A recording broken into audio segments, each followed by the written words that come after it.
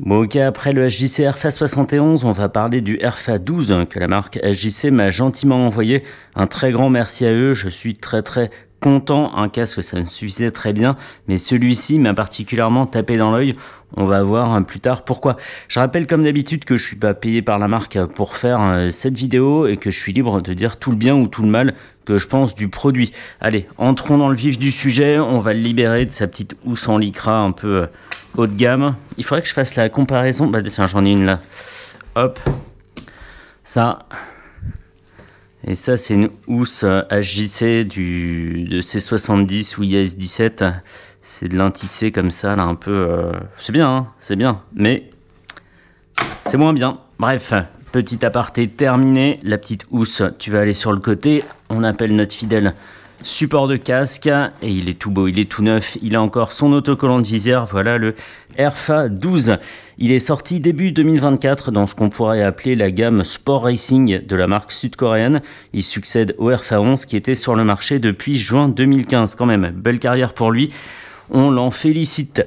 Le look général est clairement sportif, hein, avec des lignes tracées un petit peu partout sur le casque. On a évidemment ce spoiler à l'arrière et la structure aérodynamique de la coque a été pensée pour les meilleures performances à des vitesses élevées. Alors moi je sais pas, je roule toujours dans les limitations. Faut croire HJC là-dessus et je pense qu'on peut leur faire confiance.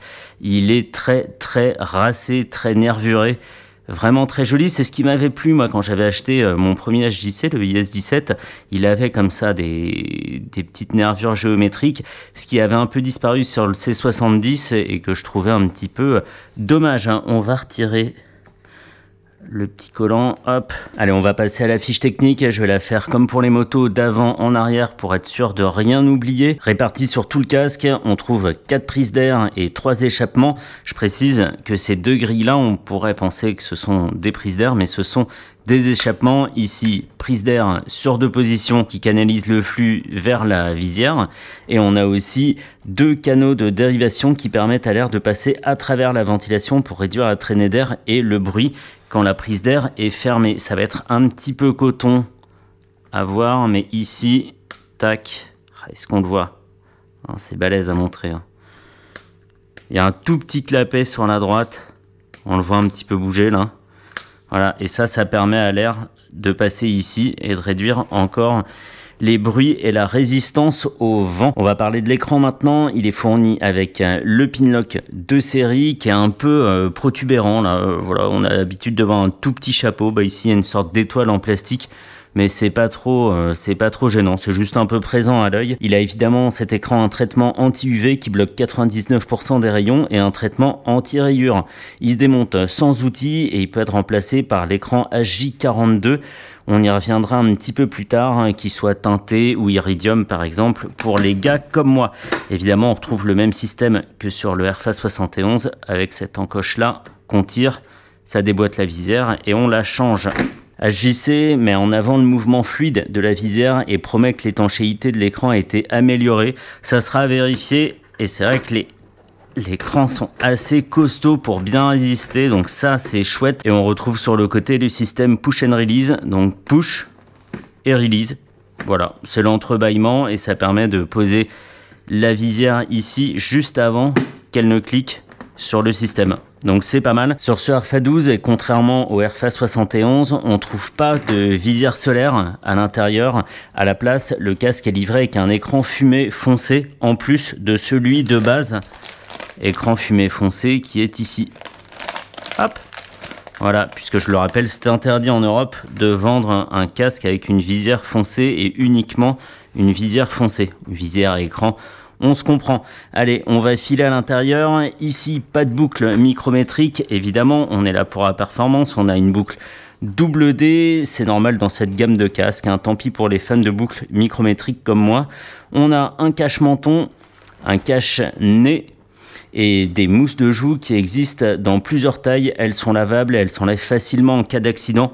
On reconnaît ici les petites tirettes. La garniture est en tissu antibactérien et elle est lavable Également, le casque ne dispose pas de cannelure pour le passage des branches de lunettes.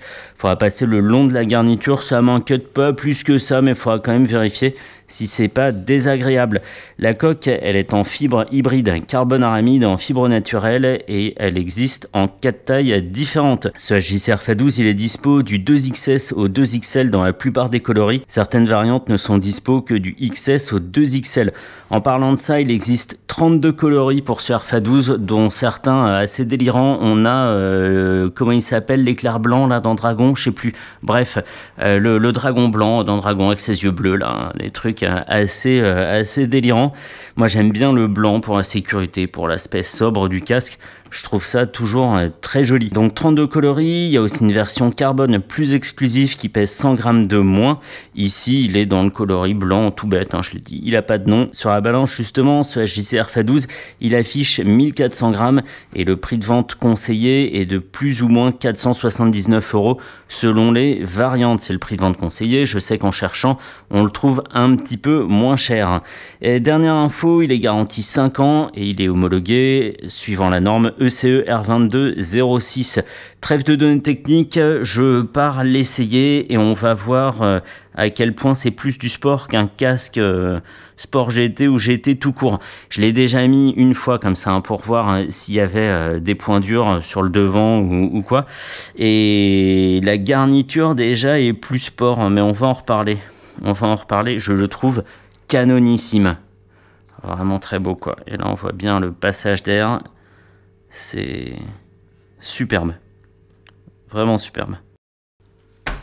Bon, me revoilà, j'avais fait une super vidéo embarquée et tout comme d'habitude, mais le micro a décidé de ne pas fonctionner, donc il y avait l'image et pas le son. Je mets un petit peu l'image ici, là en bas, comme ça, là, hop, entre mes doigts, c'est possible ça à la réal ? Merci, la réalisation c'est moi aussi, donc je fais un peu ce que je veux. Donc je laisse les images, hein, ça fait une petite animation. Que dire de ce casque? On va commencer par le début. La boucle double D est vraiment hyper facile à utiliser et j'ai l'impression que la petite pression ici est beaucoup mieux placée que sur le RFA 71 parce qu'elle est beaucoup plus facile à trouver quand on a les gants, etc., etc.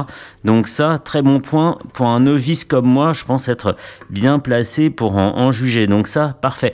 Ce qu'on remarque aussi quand on rentre dans le casque, et on l'a sûrement vu dans les images, c'est la proéminence de ces deux mousses ici qui resserrent les joues sur le devant du visage. Vraiment, ça offre un maintien mais chirurgical.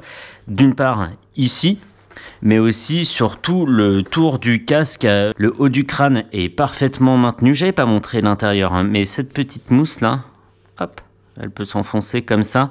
Et en fait, chaque petite zone de maintien est marquée comme ça, pareil sur le dessus de la tête, à l'arrière, etc. Et c'est ultra précis. La tête est super bien tenue, elle ne bouge pas. C'est impossible de faire bleu-blotter le casque. En plus, il est très bien ajusté, il taille parfaitement. C'est du M et moi je fais du M et ça me va tout à fait comme il faut. Il n'y a pas de zone dure, il est irréprochable. Sur le maintien, vraiment excellent. Il y a une place tout juste limite pour les oreilles comparé au RFA 71 où on avait beaucoup de place ici. Les oreilles étaient bien, elles nageaient comme ça dans un volume confortable. Ici, c'est plus étroit. D'une façon générale, le casque est bien taillé, mais on n'a pas de place en trop. En gros, il fait corps avec la tête de son propriétaire. L'isolation est très bien aussi. On peut rouler visière fermée comme ça ou visière entrouverte si on veut faire circuler un petit peu l'air, hein, même si les ventilations assurent une parfaite aération justement du casque. On n'a pas de bruit en ville, pas de bruit à 90, pas de bruit à 130, pas de bruit à 150, ni à 160. On perçoit une augmentation comme ça du volume sonore, mais faut y faire attention pour se dire ah ouais là il y a un petit peu plus de bruit et encore c'est très raisonnable. Je l'avais pas montré tout à l'heure hein, et j'y pense tout de suite. Hop, ça c'est une aération. Bam, bam, bam. Les aérations justement font très bien leur travail aussi. Hop, celle-ci en particulier, paf, le petit capot, ça fait vraiment une aération très ciblée sur le dessus du crâne. Et quand on est comme ça, évidemment, ça passe au travers. Excellent. Là, j'arrive à bien le montrer là. Clic, clac. trop bien. Donc voilà.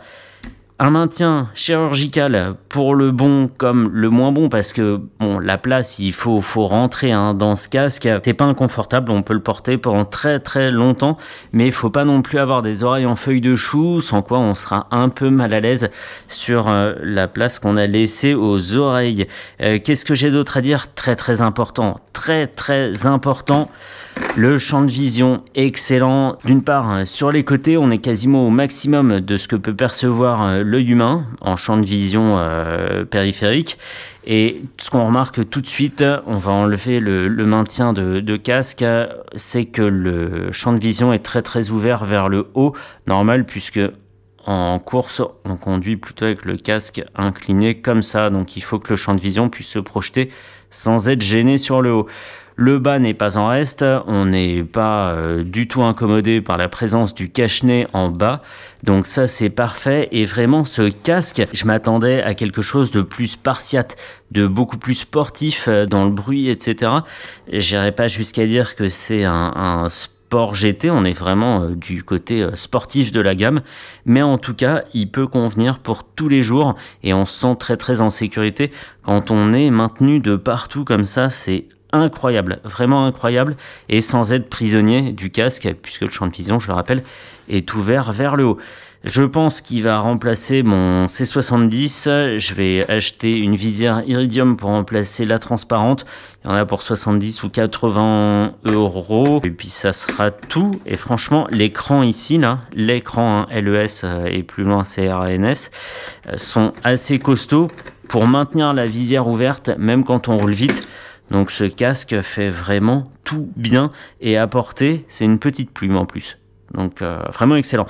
Un grand merci à JC de m'avoir envoyé ce RFA 12 en blanc en plus. Il est canon, il est doux. Je sais pas pourquoi je le touche comme ça, mais il est trop beau. Il manque plus qu'à mettre une petite fixe de GoPro ici et à réparer le micro. Saleté de micro, va. T'es où micro? Je vais te réparer, tu vas voir. Bon bref, fini pour celui-ci. Ventilation excellente.